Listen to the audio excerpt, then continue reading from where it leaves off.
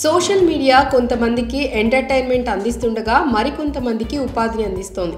ఈ మధ్య కాలంలో సోషల్ మీడియా ప్రభావం విపరీతంగా పెరిగిపోయింది. వయసుతో సంబంధం లేకుండా సోషల్ మీడియాలో వీడియోలు చేస్తూ తమ కళా నైపుణ్యాన్ని ప్రదర్శిస్తున్నారు.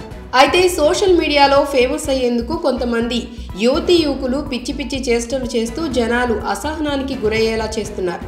తాజాగా ఓ యువతి నడి రోడ్డుపై డాన్స్తో రచ్చ చేస్తూ తీవ్ర విమర్శల పాలైంది. ఈ ఘటనపై టీఎస్ ఆర్టీసీ ఎండీ సజ్జనార్ స్పందించారు. పనికి వచ్చే పనులు చేయండి అంటూ యువతకు చురకలంటించారు. సోషల్ మీడియాలో లైకుల కోసం, వ్యూస్ కోసం వింతగా ప్రవర్తిస్తున్నారు. ఎలాగైనా ఫేమ్ తెచ్చుకునేందుకు ఇష్టరీతిగా వీడియోలు చేస్తున్నారు. చూసే జనాలు ఓర్ని వీళ్లకు ఇదేం పైత్యం రా బాబు అంటూ విసుక్కునేలా చేస్తున్నారు.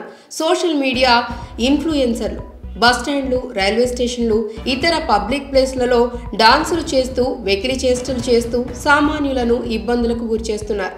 ఇదే రీతిలో ఓ యువతి నిత్యం రద్దీగా ఉండే రోడ్డుపై డాన్స్ చేసింది. వాహనదారులకు ఇబ్బంది కలుగుతుందనే సోయ లేకుండా ప్రవర్తించింది. కాలేజీ బ్యాగును పక్కన పడేసి నడి రోడ్డుపై పడుకొని అసహ్యంగా స్టెప్పులు వేసింది.